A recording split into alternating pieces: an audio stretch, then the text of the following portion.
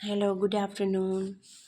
આપણે English 19th topic exam oriented ટોપિક્સમાં language function જોઈ રહ્યા છીએ. એમાં આપણે જે 29 એના ફંક્શન્સ છે એના વિશે માહિતી લીધી હતી. હવે આપણે ડેઇલીના 3 ફંક્શન લેશું. કોઈ વખતે 4-5 જેવી આપણી ટાઈમિંગ એ આધારે આપણે એના બધા ફંક્શન્સને જોઈશું. તો ફર્સ્ટ વન છે સ્પેસિફાઈંગ ટાઈમ. આ ફંક્શન કોઈ ક્રિયાના સમયનો નિર્દેશ કરે છે. આ વાક્યમાં સમય, તારીખ અથવા દિવસનો ઉલ્લેખ હોય છે. Example, I will go home at 7 o'clock. જો 7 o'clock time, specifying time. We will go to Saputara on the 8th of this month. 8 તારીખે જઈશું. Third one, Manoj will go to school tomorrow. Shital visited Vadodara last week. આ બધા specifying time માટેના છે. The train will arrive at 8 PM. હવે તમે લોકો એવું વિચારતા હશો, જે સ્ટુડન્ટ છે 10th સ્ટાન્ડર્ડમાં, એ વિચારતા હશે કે ટીચર આવી રીતના સ્ટડી કરાવતા હોય છે, પણ તો આમાં આવશે કેવી રીતના? તો જુઓ, તમને આવી રીતના જેમ કે આઈ વિલ ગો હોમ, બરાબર છે, એટલું આપી દીધું હોય છે, આઈ ગો હોમ એટ, અને પછીની અહીંયા છે ને બ્લેન્ક્સ આપ્યું હોય, અને બ્રેકેટમાં છે ને લખ્યું હોય સ્પેસિફાઈ ટાઈમ, અને તમને 4 ઓપ્શન આપેલા હોય છે. 4 ઓપ્શનમાં તમને અલગ અલગ પ્રકારના ઓપ્શન આપ્યા હોય, એમાંથી કરેક્ટ ઓપ્શન શોધી અને તમારે ત્યાં મૂકવાનું હોય છે, સેન્ટેન્સ કમ્પ્લીટ કરવાનું હોય છે. સ્પેસિફાઈંગ ટાઈમ લખ્યું છે, તો ટાઈમને અનુકૂળનું જે સેન્ટેન્સ આવતું હોય એ તમારે ત્યાં મૂકવાનું હોય છે, જેનાથી એ કરેક્ટ બને છે. આ તમારે મારા ખ્યાલથી 5 માર્ક્સનું પૂછાતું હોય, તે વધારે પૂછાતું હોય તો એનો આઈડિયા, કેમ કે MCQમાં પૂછાતું હોય છે.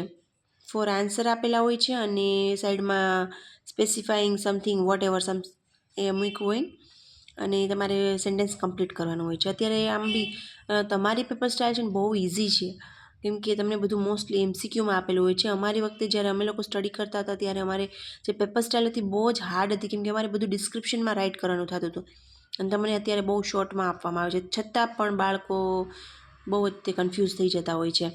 સો અહીંયા તમને ડિસ્ક્રિપ્શન સ્પેસિફાઈ ટાઈમ સાઈડમાં આપેલું હોય બ્રેકેટમાં, તો તમારે એવી રીતના સમય દર્શાવતું શબ્દનું જે બી ઓપ્શન હોય તે રાઇટ કરવાનું હોય છે. સેકન્ડ વન છે specifying location.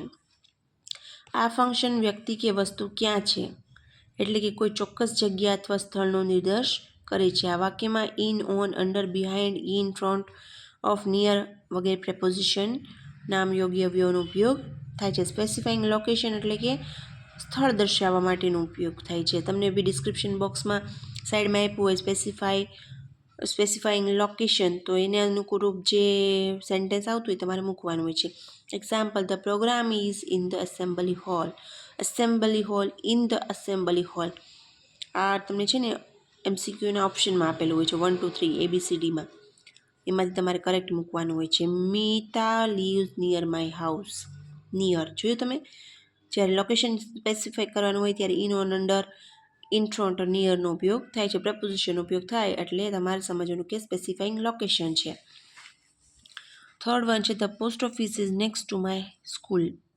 Krishna is in the kitchen. Harsh work in bank of India. Okay, તો આપણે થર્ડ વન ટોપિક લેવાનું છે ડિસ્ક્રિપ્શન. હવે થર્ડ વન લઈએ, ડિસ્ક્રાઇબિંગ પર્સન. વ્યક્તિને વર્ણવવાનો છે.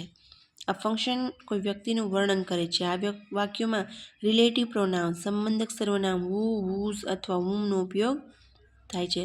Maya is the girl who has won the medal. તમને બ્રેકેટ આપ્યું હોય જ્યારે કાઉન્સમાં ડિસ્ક્રાઇબિંગ પર્સન આપ્યું હોય તો તમારે એને અનુરૂપ સેન્ટેન્સ પૂરું કરવાનું હોય છે. The boy whose father is a doctor is my classmate. Whose who, whose અને whom. Lady wear a blue sari is my teacher. The girl whom you spoke to is my friend. Ketan is the boy who is selected as the captain of the team. Okay, તો આપણે આજના વિડીયોમાં 3 topic જોયા: specifying time, specifying location and describing person. Next વિડીયોમાં આપણે fourth one topic પણ જોઈશું. Till then bye bye, C you in next video.